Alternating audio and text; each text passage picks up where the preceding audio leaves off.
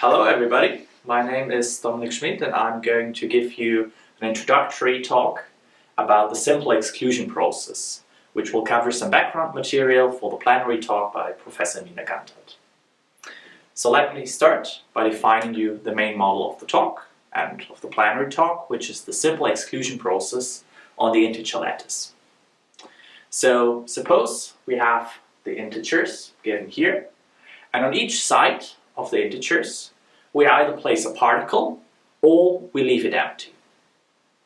Now, starting from a configuration like this here, we let the particles perform random walks with respect to parameter p. So this means that we fix some p between 0 and 1, and all the particles now are equipped with rate 1 Poisson clocks. So this means a family of independent exponential 1 distributed random variables, which indicate the jump times. And whenever the time is up for a particle, it flips a coin such that with probability p, it tries to jump to the right, and with probability 1 minus p to the left. However, it does so under an exclusion constraint. So that means that, for example here, if the particle tries to perform a move to the right, then this move is performed as the target is awake inside. However, let's say the particle here wants to move one step to the right, then because the position is already occupied, this move is going to be suppressed. And now, in the following, our goal is to understand how this process evolves over time. And so the typical questions can be summarized in two different categories. So the first category concerns questions about the equilibrium behavior. So here the goal is to find invariant measures for the process. So this means distributions for the exclusion process, such that if we start from such a distribution, it is preserved over time. And now, starting from such an equilibrium or stationary distribution, our goal is to study different observables, for example the number of particles which pass through a certain position in the integer lattice over time. So the second part concerns the non-equilibrium behavior. So this means that we are starting from, say, a configuration or a distribution which is not preserved over time. So say, for example, that one here, where all the particles are ordered to the left-hand side and at a certain position, and all the positions on the right are left empty. And again, we have the same questions. So what can we say about different observables? Say, for example, the number of particles passing through the origin over time. So let me start with the first part, which is about the equilibrium behavior.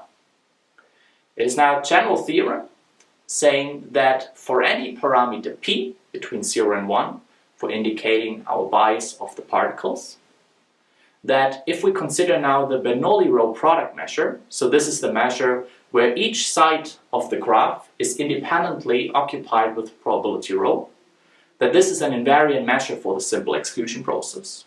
So this means that if we start from such a Bernoulli row product measure, nu rho, then at any given point in time, if we look at the law of the process, this will again be a Bernoulli row product measure.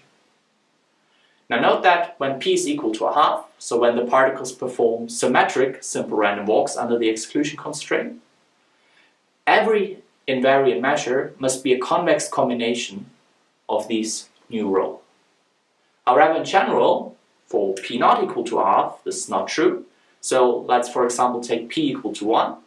In this case, we can find more invariant measures. So for example here, the Dirac measure on configurations of the form where until a certain position, all the particles to the left are, all the positions to the left are empty, and to the right of this position, all sides are occupied.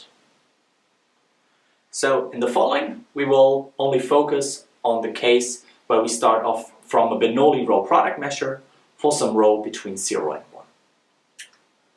Now, the key quantity we are interested in is called the current. And let me denote in the following by Jxt, the current through the side x until time t, which is given as the number of particles jumping from side x to side x plus 1 until time t, minus the number of particles jumping from side x plus 1 to side x until time t. And it's a standard result that the current satisfies a law of large numbers. So when we start off from a Bernoulli row product measure for any parameter rho between 0 and 1, we have that in the leading order, when we divide by t, so when we look at the current, let's say here through the origin until time t, that this is given as 2p minus 1 times rho times 1 minus rho. And this formula has a very intuitive description. So the factor 2p minus 1 is the speed of a single particle, if we would have no other particles present. However, note that as we are starting from a Bernoulli row product measure, on average only every row side is occupied. And in order for a particle to make a jump, the target has to be a vacant side. So this total gives an extra factor of rho times 1 minus rho. Now when talking about the current, the process, it's very natural to consider a slightly different representation known as the height function. So what do I mean by that? So let's consider the following example here. And let's say we are interested in the current through the origin, 0. Now we define a height function in the following way, so that we now look at the edge connecting 0 and 1, and starting from that point, we explore the graph to the right. And whenever we see an empty side, we make one step up in our height function, and whenever we observe a particle, we make one step down in our height function, and continue to do the same exploration to the left-hand side. Now, when a particle performs a jump, say here the particle at the origin moves to side 1, this corresponds to flipping a local extremum, so here a local minimum, into a local maximum. And now we can equivalently express the current as a half times the difference, when we look at the specific position in the height function, the difference at time t versus the position at time 0 in our height function. And this equivalent representation turns out to be very helpful in practice, and we will also see examples for that during the talk of Professor Gantert. Now, once we have an idea about the first order of the current, a natural question is, what can we say about its fluctuations? And this is now a classical result due to Pablo Ferrari and Louis Fontes from 1992, that starting off from a Bernoulli row product measure, the current satisfies a central limit theorem. And the limiting variance has this explicit description here as rho times 1 minus rho times the absolute value of 2p minus 1 times 1 minus 2 rho. And note that, for example, in the case where rho is equal to a half, this is degenerated. So we do see not a diffusive behavior on the scale of square root of t, but we have a subdiffusive behavior, and I will comment on that in a few slides. Now let me give you some idea how to show this result. And the main tool, which appears over and over again when talking about the simple exclusion process, is the canonical coupling and using second-class particles. So what do I mean by that? So let's now consider two instances of the simple exclusion process, where we assume that one contains component-wise more particles than the other one. Now, in the following, we try to synchronize these two processes such that whenever we have a particle at both positions, we try to assign the same clocks to them, such that they let them make the same decisions, so the same moves to the right or left, such that when looking at what is called the disagreement process, we have again another particle process which we can study. So let me give you here an example. So let's say this particle here tries to move to the right, then because we just have one particle, it performs this move. Now let's say we are in this case here where we have two particles. Now we want to use the same clocks, so the same exponential one random variables, and the same choice, so in both processes we try to push the particle to the right. Now, let's look at the disagreement process of the two, which is defined in the following way. So when we have two particles, we place a particle. When we have two empty sides, we have an empty side. And whenever we see a particle and an empty side, we place a star particle, or what is usually called a second-class particle. And now note that in this construction, the second-class particles behave as our usual particles with respect to empty sides and act as empty sides with respect to particles. And so in the following, our goal is to understand the motion of the second-class particles. And this has a direct connection to the current. Namely, when starting from a Bernoulli row product measure, where we have just a single second-class particle at the origin, it turns out, and this is now a result by Balasch and Sebastian in 2007, which actually holds true for a wider class of models, not only just the simple exclusion process, that if we want to understand the variance of the current through zero, that this is given by rho times 1 minus rho times the expected mean displacement of the second-class particle. So when we look at its position qt over time, we take the absolute value and expectation of it. So in particular, when studying second-class particle, we can say something about the variance of the current.